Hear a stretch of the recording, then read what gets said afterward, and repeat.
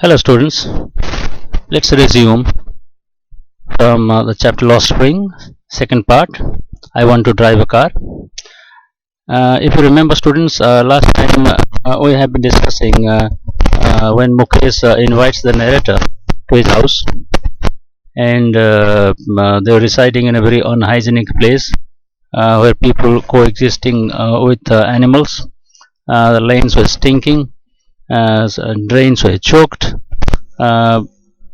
wobbly doors, no windows, there were no ventilation, no light. So more or less they are staying in a very unhygienic place. And we have also seen that McKays' father, who started his career as a tailor earlier on, later on shifted to bangle maker, and although he worked as a tailor for a while, then started working as a bangle maker, yet he failed to renovate the house and to educate his two sons, McKays and his elder brother. But despite everything else, he has taught them the art of bangle making. So although he could not educate his children, although he could not renovate his house, at least he could teach them the art of bangle making. And anyway, we cannot blame McKays' father for that, because he hasn't seen anything beyond bangle making for quite a while. And McKays' grandmother is trying to defend her son when she says it is his karam or destiny. She further said that McKays' grandfather has already gone blind from polishing the glass of bangles. And according to McKays' grandmother, it is a God-given lineage which can never be broken. So we can say in a nutshell that the family has not seen anything beyond bangles. So this family, not only McKays' family, but the other family, they are staying in Firozabad, and those who are associated with bangle making, their life has been revolving around this bangle making, and they have not seen anything beyond bangle making. And according to McKays' grandmother, it is their karam or destiny, and according to McKays' grandmother, it is also a God-given lineage which can never be broken. So one can say that they are narrow-minded, they haven't gone beyond the bangle making, but certainly this is very unfortunate, and one cannot blame them because they haven't seen anything beyond bangles. So in a nutshell, we can say that the family has not seen anything beyond bangles.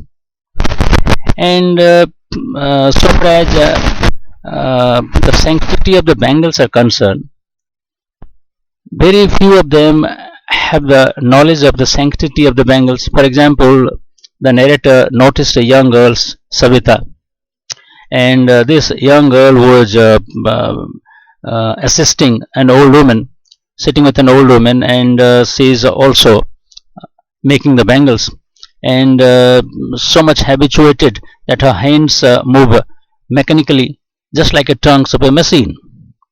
And the narrator is wondering whether this girl Sabita knows the sanctity of the bangle making, or at least she knows the sanctity of bangles.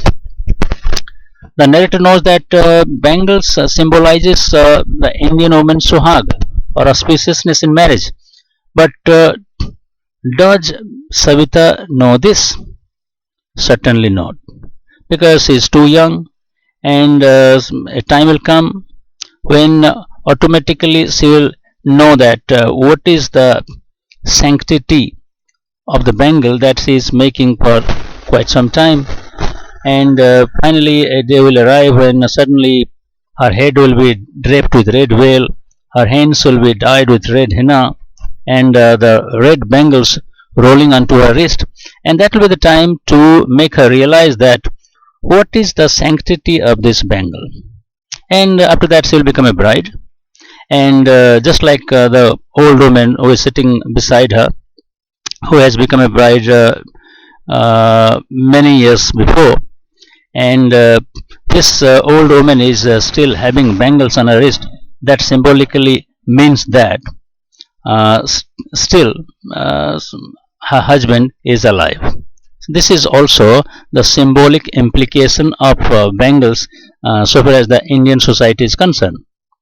And in the process of having a conversation with that old lady, the old lady said in her vernacular language, "Ek waqt sir work khana bhi nahi khaya." So that means possibly she wanted to say that she has not enjoyed even one full meal in her entire lifetime, and that is what she has reaped. And her husband, who is very old now with his flowing white beard, he even says that he knows nothing except bangles, and all he had done is to make a house for the family to live in. And apart from this, we have also seen that these people are finding it suppose a life of contentment to have a house of their own, and have their stomach getting filled at least twice a day. And this old man is feeling much satisfied that he has got a roof over his head. Anyway, students, that's all for today. The remaining part of the chapter, Lost Spring, second part, I Want to Drive a Car, we are going to discuss it in the next lecture. So far, bye bye.